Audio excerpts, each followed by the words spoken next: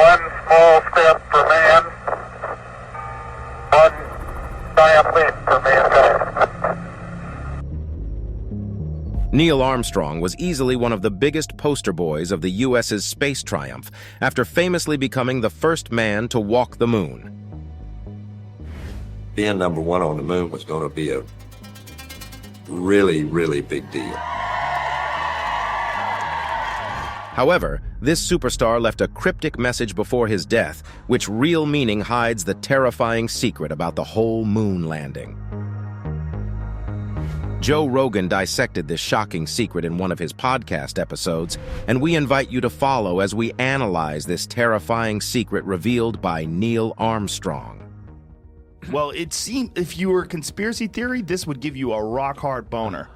Because listen to this. Neil Armstrong made a rare public appearance. Next generation of taxpayers. We have No. Just play the whole thing so you don't confuse everybody. In 1994, Neil Armstrong made a rare public appearance and held back tears as he spoke these brief cryptic remarks before the next generation of taxpayers as they toured the White House. Today we have with us a group of students among America's best. To you, we say, we have only completed a beginning.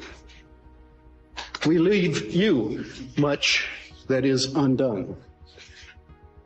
There are great ideas undiscovered, breakthroughs available to those who can remove one of truth's protective layers. What does that mean? Neil Armstrong needs no introduction as a remarkable person who made history by becoming the first human to walk on the moon. He had always wanted to fly. He was born on August 5th, 1930, near less than 60 miles from the Wright brothers. Workshop in Dayton. When he was 6 years old, young Neil rode in his first airplane, a Tin Goose Ford tri-motor passenger plane. He was hooked. At 16, Armstrong earned his student pilot's license even before he had a driver's license. In 1947, Armstrong attended Purdue University on a naval scholarship, studying aeronautical engineering. As part of his scholarship, the Navy trained Armstrong as a fighter pilot in Florida. His college studies were interrupted by the outbreak of the Korean War, where Armstrong flew 78 combat missions. His aircraft, the F-9F Panther jet, was one of the first jet fighters to launch from a carrier. After finishing college, Armstrong went to work for the National Advisory Committee for Aeronautics, NACA, which became the National Aeronautics and Space Administration, NASA, in 1958. This mild-mannered kid from Ohio made his name as one of the most daring and skilled test pilots at NASA's Flight Research Center, now renamed after him at Edwards Air Force Base in California. During his 7 years as a test pilot, Armstrong flew 200 different aircraft that pushed the limits of speed and altitude, including the legendary X-15. High over the California desert, Armstrong reached speeds of more than 4,000 miles per hour and took the needle-nosed X-15 to the edge of space. Armstrong's steady hand as a test pilot was instrumental to the success of NASA's first Mercury astronauts. Soon, he'd become one of them. In 1962, Armstrong was chosen for NASA's astronaut training program in Houston, but he and his wife Janet also lost their second child, a 2-year-old daughter named Karen, to an inoperable brain tumor. Armstrong buried himself in his work preparing for the Gemini program, NASA's next step toward reaching the moon. In 1966, Armstrong was chosen as command pilot for the Gemini 8 mission, the first time that NASA astronauts would attempt to connect two spacecraft in orbit, a difficult and dangerous maneuver known as rendezvous and docking. Armstrong and his co-pilot David Scott successfully docked with an unmanned Agena target vehicle, but soon after their spacecraft began to spin uncontrollably due to a malfunctioning thruster. Armstrong managed to stabilize the Gemini 8 by using the re-entry control system, but had to abort the mission and make an emergency landing in the Pacific Ocean. It was a close call, but Armstrong's calmness and quick thinking saved the day. Armstrong's next and final mission was the one that would make him immortal. In 1969, he was selected as the commander of Apollo 11, the first manned mission to land on the moon. He was joined by Lunar Module pilot Edwin Buzz Aldrin and Command Module pilot Michael Collins. On July 16, 1969, the Saturn V rocket carrying Apollo 11 lifted off from Cape Kennedy, Florida, watched by millions of people on television. 4 days later, Armstrong and Aldrin separated from Collins in the Command Module and descended in the Lunar Module Eagle toward the Moon's surface. As they approached their landing site, they realized that it was full of boulders and craters and had to find a safer spot. Armstrong took manual control of the Eagle and flew it over the hazardous terrain, while Aldrin called out the altitude and fuel levels. With only seconds of fuel left, Armstrong found a clear area and gently touched down. He reported to Mission Control, "Houston, Tranquility Base here. The Eagle has landed." After checking the systems and preparing the equipment, Armstrong and Aldrin opened the hatch and climbed down the ladder of the Eagle. On July 20th, 1969, at 10:56 p.m., Armstrong earned the prestige of being the first person to step on the moon. As he took his first step, Armstrong famously said, "That's one small step for a man, one giant leap for mankind." He was followed by Aldrin, who described the moon as magnificent desolation. Together, they spent about 2.5 hours on the lunar surface, collecting rocks and planting a U.S. flag that was important, and talking to President Richard Nixon via a telephone link.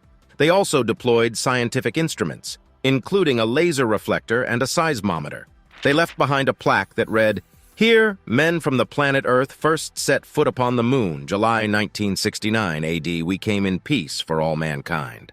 After rejoining Collins in the Command Module, the Apollo 11 crew returned to Earth and splashed down in the Pacific Ocean on July 24, 1969. They were greeted by cheering crowds and a ticker tape parade in New York City. They also received the Presidential Medal of Freedom from Nixon and the Congressional Space Medal of Honor from President Jimmy Carter. They became global celebrities and heroes, but none more so than Armstrong, who was hailed as the first man on the moon. Many, however, insist Armstrong's landing was faked. This included Joe Rogan. And I've looked at a lot of very compelling documentaries that explain why they think it was hoaxed. And they'll show you some footage, and you can look at some of the footage, and it looks fake. There's some footage that, to me, looks really doctored. Why do people doubt the moon landing? One of the most popular and persistent theories that the moon landing was faked is based on the observation that the American flag planted by the astronauts looks like it is flapping in the wind, which is impossible on the moon where there is no atmosphere. This theory claims that the flag was actually a prop attached to a wire or a fan, and that the whole scene was filmed in a studio on Earth. The proponents of this theory argue that the flag's movement proves that the moon landing was a hoax orchestrated by NASA and the U.S. government to deceive the public and to win the space race with the Soviet Union. The flag conspiracy theory has been widely circulated and popularized by various books, documentaries, websites, and social media platforms. Some of the most influential sources of this theory are the 1974 book, We Never Went to the Moon, America's $30 billion Swindle by Bill Kaysing, a former employee of Rocketdyne, the company that built the Saturn V rocket engines. Kaysing claimed that he had insider information that the moon landing was faked and that the flag was one of the many clues that exposed the fraud. The 1976 book, NASA Mooned America, by Ralph Rene, a self-taught engineer and inventor. Rene claimed that he had conducted extensive research and experiments that proved that the moon landing was impossible and that the flag was a clear sign of a hoax. He also accused NASA of murdering several astronauts and whistleblowers who tried to reveal the truth. The 2001 Fox TV documentary Conspiracy Theory, Did We Land on the Moon?, hosted by Mitch Pileggi, best known for his role as Walter Skinner in The X-Files. The documentary featured interviews with several moon landing skeptics, including Kaysing and Rene, who pointed out the flag and other alleged anomalies in the Apollo footage. The documentary was watched by 15 million viewers and sparked a renewed interest in the moon landing conspiracy theories. The 2016 YouTube video, The Moon Landing Hoax, explained in detail by ODD. Reality, a popular channel that promotes various conspiracy theories and alternative views. The video has over 4 million views and presents the flag and other evidence that the moon landing was staged.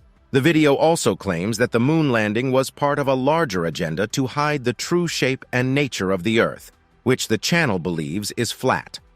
The flag conspiracy theory is appealing to many people who distrust the official version of history and science, and who seek alternative explanations for the world's events. However, for more context, the theory also taps into the cultural and political tensions of the Cold War era, when the US and the Soviet Union were competing for global dominance and influence. Another point raised by these theorists is the conspicuous absence of stars in the background of the images and videos captured on the moon's surface. This particular aspect has fueled speculation and debate, suggesting that these visual records were not taken on the lunar surface, but rather in a studio designed to simulate the moon's environment. The theory posits that if the lunar landings were genuine, the cameras used during the missions should have captured the stars in the vast black sky. The moon, having no atmosphere, would not scatter sunlight in the way Earth does, which should make stars appear even brighter against the pitch-black backdrop of space. This absence of stars is seen by proponents of the theory as a glaring inconsistency, one that suggests lighting conditions typical of a controlled studio setting rather than the natural lighting conditions one would expect in space. Proponents argue that the technology and expertise available at the time would have allowed for the creation of sophisticated sets capable of mimicking the lunar surface. They suggest that the terrain, the lighting, and even the behavior of dust particles could have been carefully choreographed to simulate a low-gravity environment. This would include managing the lighting in such a way as to prevent stars from appearing in the background, possibly due to concerns that their positions or brightness might not accurately reflect what would be seen from the moon, thereby risking exposure of the fabrication. Another point raised by skeptics revolves around the quality and characteristics of the photographic and filming equipment allegedly used on the moon. It is suggested that the limitations of this equipment in the context of the lunar environment were not sufficiently accounted for in the official narrative. Cameras were supposedly calibrated for the stark lunar daylight, which would make capturing the relatively faint light of distant stars challenging. However, conspiracy theorists argue that this explanation is too convenient and does not adequately address why not even the brightest stars managed to make an appearance in any of the visual records. The theory further delves into the specifics of how a studio setup would have allowed for greater control over the depiction of the lunar surface, including the angles and shadows cast by the sun. Critics of the moon landing argue that the lighting seen in the photos and videos exhibits characteristics of artificial lighting, such as uniformity and directionality inconsistent with sunlight in space. This controlled environment would also conveniently account for the absence of stars, as including them would have required precise astronomical knowledge and the ability to replicate the exact appearance of the celestial sphere as viewed from the moon. Another one of the core arguments fueled by those who believe the moon landing was staged centers on the observation that the lunar module did not leave any blast crater or dust trail when it landed or took off from the moon's surface. This particular point of contention suggests that rather than the lunar module executing a controlled descent and ascent powered by its own propulsion systems, it was instead lowered onto the moon's surface and subsequently lifted away by wires or a crane, a method that would be more consistent with cinematic special effects than with actual space exploration. The lack of visible disturbance beneath the lunar module is often cited as evidence against the authenticity of the moon landing.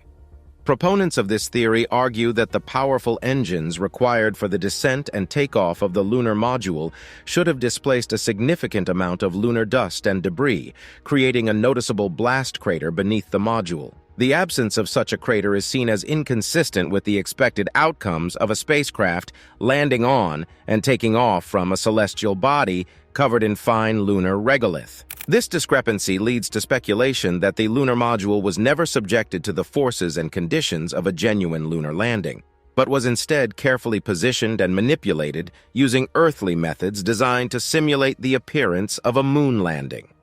Furthering this argument, Observers note the pristine condition of the lunar surface in photographs and footage of the module's landing site. If the lunar module had descended with the force and thrust necessary to counteract the moon's gravitational pull, it stands to reason that a considerable disturbance in the lunar dust and regolith would be visible. The expectation would be a cloud of dust kicked up by the descent engine's exhaust, settling around and potentially on the module itself. However, the images and videos shared with the public show a clean landing site, with undisturbed dust and no evidence of the displacement that would ostensibly accompany such a landing.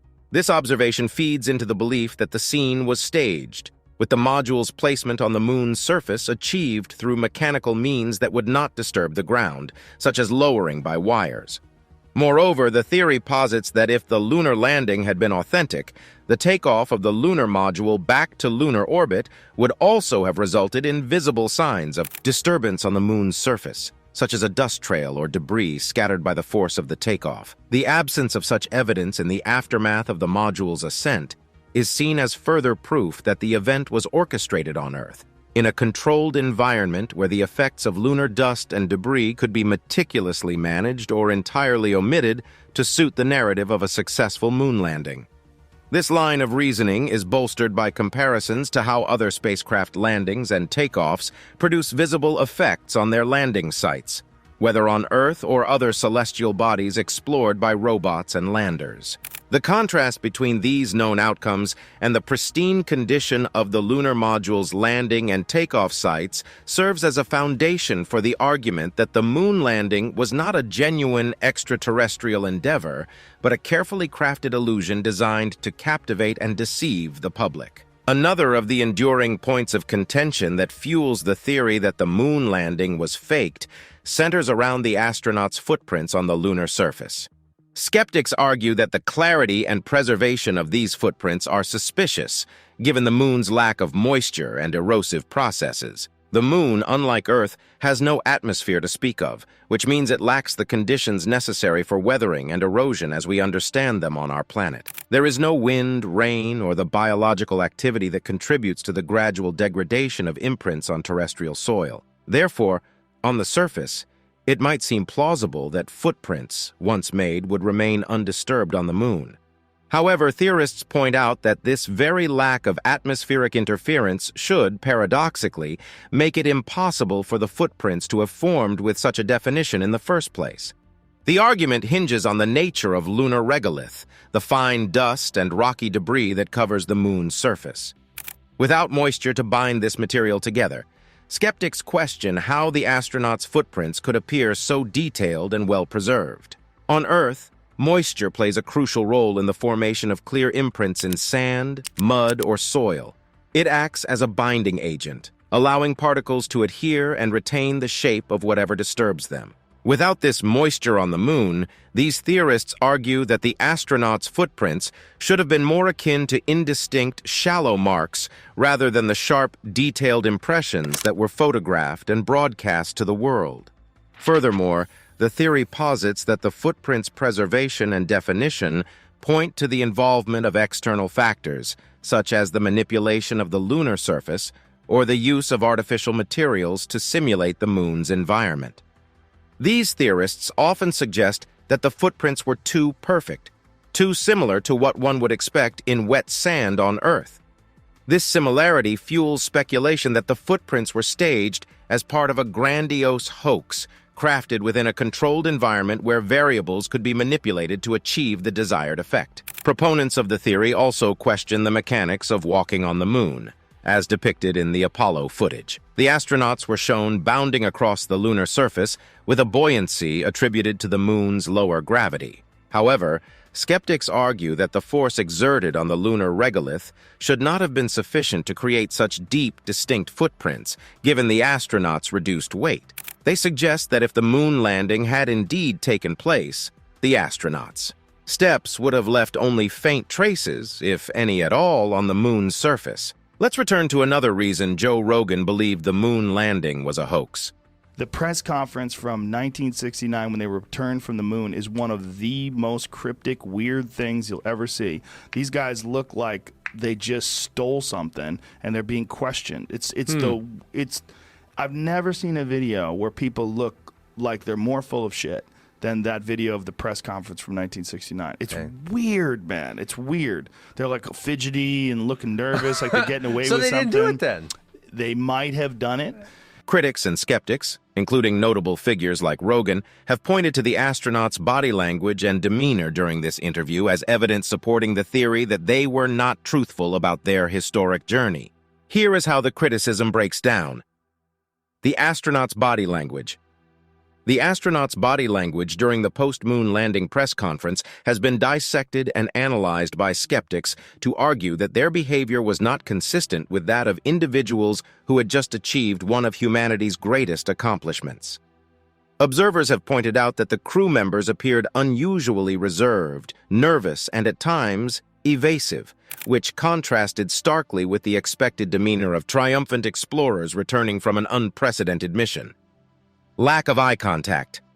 It has been noted that the astronauts often avoided making direct eye contact with the journalists and attendees. In the realm of body language analysis, such avoidance can be interpreted as a sign of discomfort, dishonesty, or the desire to hide something. The expectation might have been for a more direct, confident engagement, reflective of the monumental achievement they were there to discuss. Fidgeting and discomfort. The crew's physical behavior also seemed to tell a story of its own. There were moments when they appeared to fidget, an action often associated with nervousness or stress. This physical unease could be construed as evidence of internal conflict or guilt about participating in a supposed fabrication of the moon landing. Minimal gesturing. The astronauts' gestures were notably subdued throughout the interview. Typically, expressive gestures accompany vivid recounting of experiences, especially ones as significant as landing on the moon. The lack of such gesturing could be interpreted as a lack of engagement with the narrative they were presenting, possibly suggesting that the story they were telling was not their own. Contrived emotions. Skeptics have also pointed out moments where the astronauts' emotional expression seemed contrived or suppressed. The joy and excitement that would naturally stem from such a historic achievement were notably muted, replaced instead by what appeared to be rehearsed responses. This discrepancy between expected and observed emotional responses adds another layer of suspicion to their account. The analysis of the astronauts' body language cannot be complete without considering the psychological aspects that might influence such behaviors. Stress, anxiety, and the pressure of being under intense public scrutiny could naturally lead to the behaviors observed, regardless of the veracity of their mission. However, from the perspective of those endorsing the conspiracy theory, these psychological responses are seen not just as symptoms of stress, but as indications of the immense burden of carrying a fabricated story. Cognitive dissonance. If the astronauts were indeed participants in a hoax, they would be experiencing cognitive dissonance, that is, holding two conflicting beliefs simultaneously, the truth of their experience versus the public narrative. This internal conflict could manifest through the nervous behaviors observed during the interview. Stress under scrutiny. The astronauts knew they were the focus of global attention, and the pressure to maintain a specific narrative could have contributed to their apparent discomfort. This scrutiny, especially if they were hiding a monumental secret, would exacerbate stress responses, making it difficult to appear natural and at ease. Fear of slip-ups. The fear of accidentally revealing the truth or contradicting the official narrative could lead to cautious, measured responses, which might explain the lack of spontaneity and enthusiasm in their recounting of the moon landing. The interpretation of the astronauts' body language and behavior plays a crucial role in the moon landing conspiracy theory. These nonverbal cues are seen as pieces of a larger puzzle, suggesting that the landing was a highly sophisticated hoax. The theory posits that the astronauts, being honorable men, were placed in an impossible situation, forced to perpetuate a narrative for reasons of national pride or technological posturing during the Cold War era.